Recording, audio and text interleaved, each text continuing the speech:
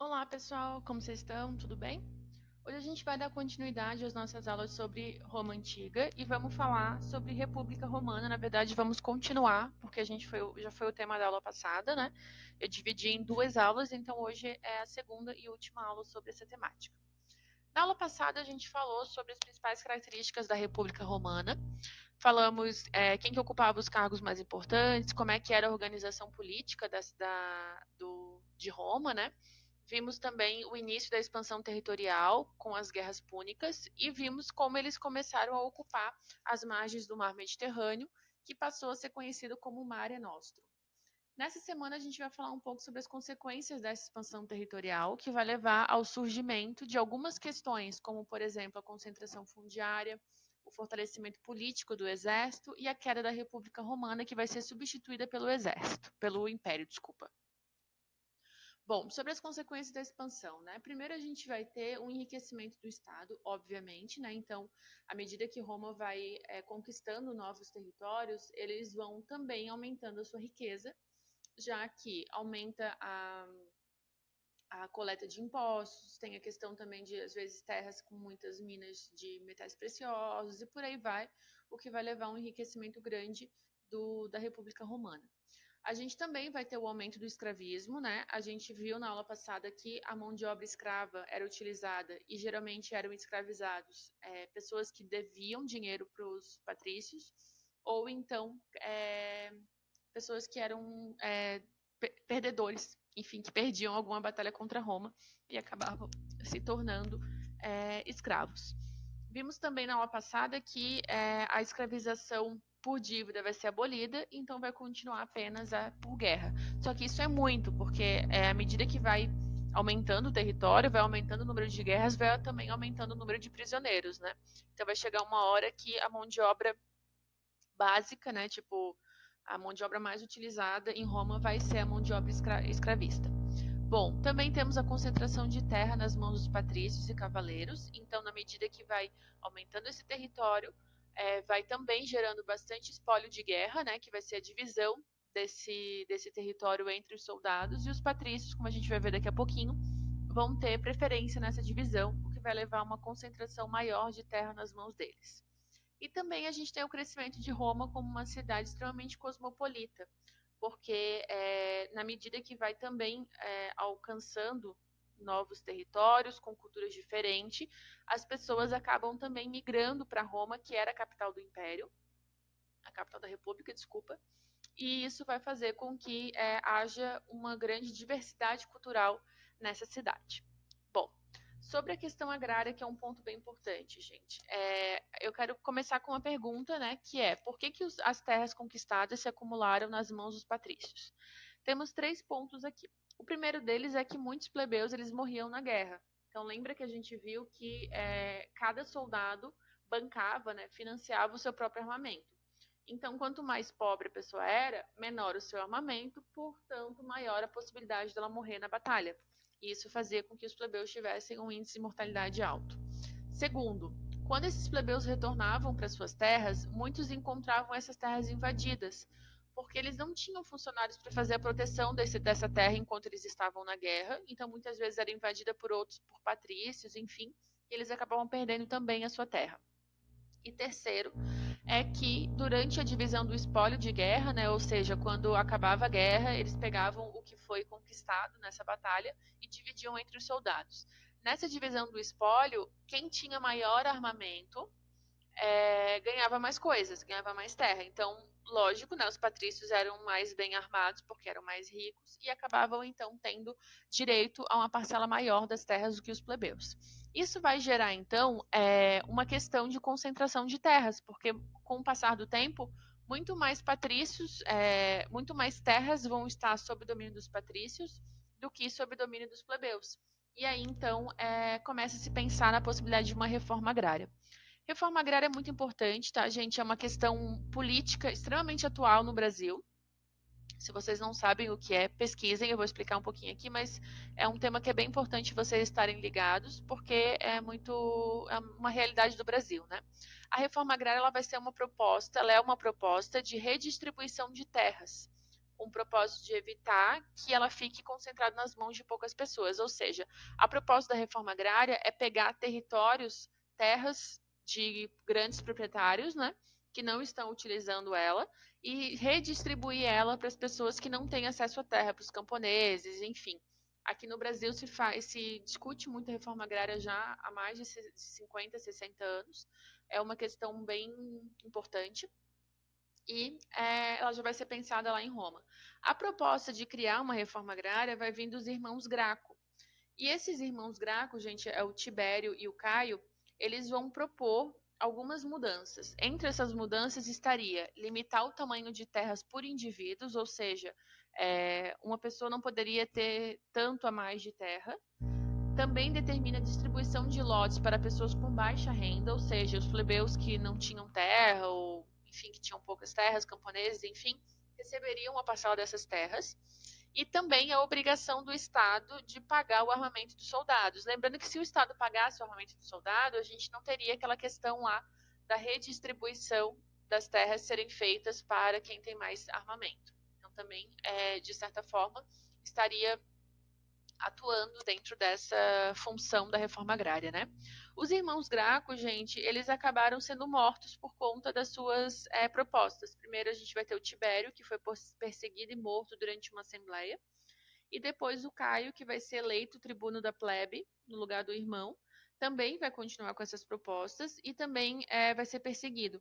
No caso do Caio, é bem bizarro, ele ciente de que ele vai ser assassinado como o irmão foi assassinado, ele pede para que um escravo mate ele. E assim ele morre e acaba, então, a proposta dos irmãos Graco. Bom, aqui a gente também tem uma questão que é a ascensão dos militares, né? Então, o que acontece? Com as constantes vitórias, os militares eles começam a ter bastante prestígio, né? Especialmente os comandantes que estão na frente desse exército.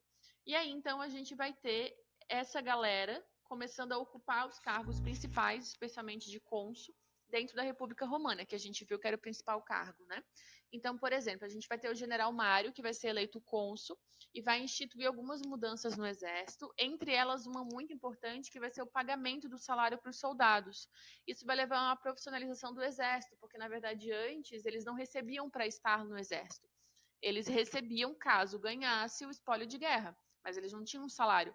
E agora, então, esses homens eles podem se dedicar único exclusivamente a uma carreira militar.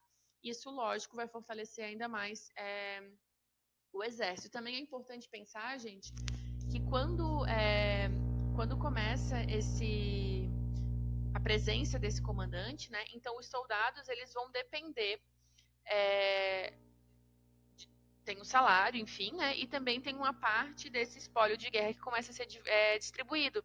E aí, então, esses soldados eles vão acabar se aproximando bastante do comandante para ter uma boa posição no exército e assim ganhar uma boa parcela dessa divisão. E aí, então, vai começar uma lealdade entre esses soldados e os comandantes, e é por isso que eles acabam tendo bastante poder político, porque eles ganham bastante representatividade, bastante prestígio nessa sociedade que começa a ser extremamente militarizada. Bom, a partir de então, a gente tem grandes nomes militares que vão começar a ocupar os cargos de cônsul, até que vai surgir o triunvirato. O que é o triunvirato? Eles vão criar um mecanismo onde 3 governantes vão distribuir, na verdade, eles vão dividir o território romano, que já está muito grande, eles vão dividir em 3 blocos, e cada um vai ficar sob o domínio de um governante, né? Então, são os 3 governantes do triunvirato. O primeiro triunvirato vai ser com Crasso, Pompeu e Júlio César. O segundo com Caio Otávio, Marco Antônio e Lépido. Gente, a história dos triunviratos aqui é muito babado, confusão e gritaria, tá? É muita coisa que acontece, muito assassinato, muita rivalidade, traições, enfim. Para vocês terem uma ideia, assim, só para resumir, resumo da ópera, né? A gente vai ter, por exemplo, no caso do primeiro triunvirato, a gente vai ter o Crasso, o Pompeu e o Júlio César. O Crasso vai morrer numa batalha.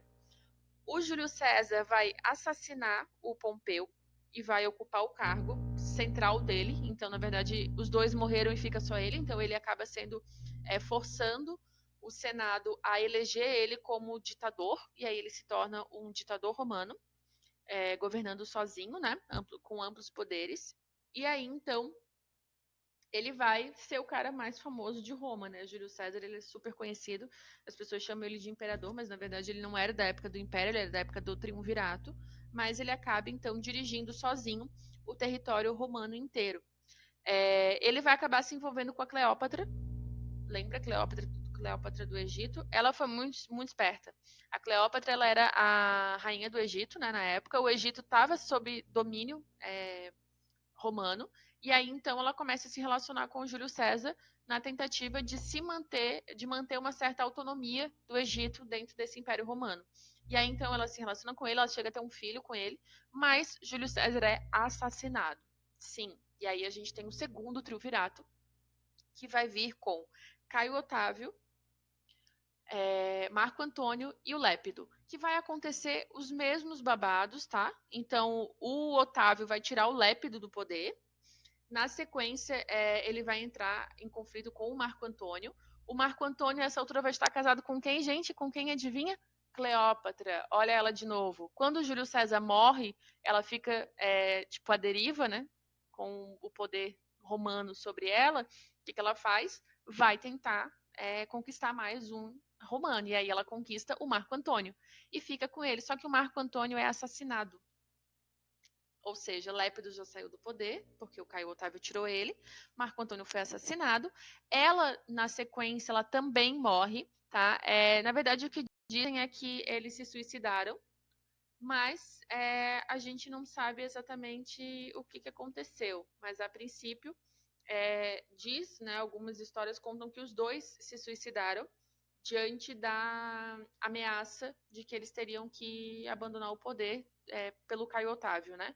Não sabemos exatamente o que aconteceu, só sabemos que os dois morrem. E aí o Caio Otávio, então, ele assume o comando do,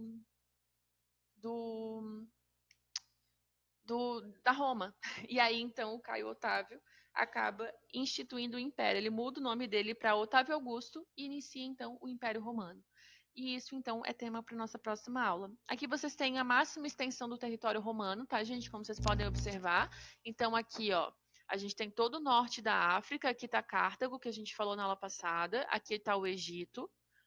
Aqui está Jerusalém, Mesopotâmia. Aqui tem Fenícia, enfim, todo aquele território que a gente conhece, né? Que a gente viu aqui nas aulas de Idade Antiga Oriental. Tem também boa parte da Europa, tá? Então percebam aqui, a gente tem a Península Itálica, obviamente. Aqui a gente tem a Grécia, a Macedônia, né? Quer dizer que o Império Macedônico caiu sob o domínio dos romanos. Aqui a gente tem França, Espanha, Portugal, Inglaterra, tudo isso entrando sob domínio do Império Romano. Então, essa vai ser a máxima extensão que eles vão chegar. E a partir do Império, então, a gente tem um período que a gente chama de Pax Romana, que é tipo uma relativa paz, e que depois vai começar a gerar uma crise. É importante ressaltar, gente, que nesse ponto aqui, Jerusalém, é onde rola toda aquela história que todo mundo conhece de Jesus Cristo.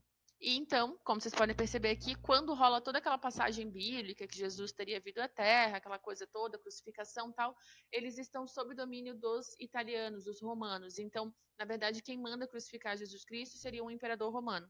Ok? A gente vai ver sobre o cristianismo nas próximas aulas. Bom, é isso, gente. Aqui tem uma indicação de um vídeo para vocês sobre a crise da República Romana. Indico que vocês assistam. E é isso. Beijo.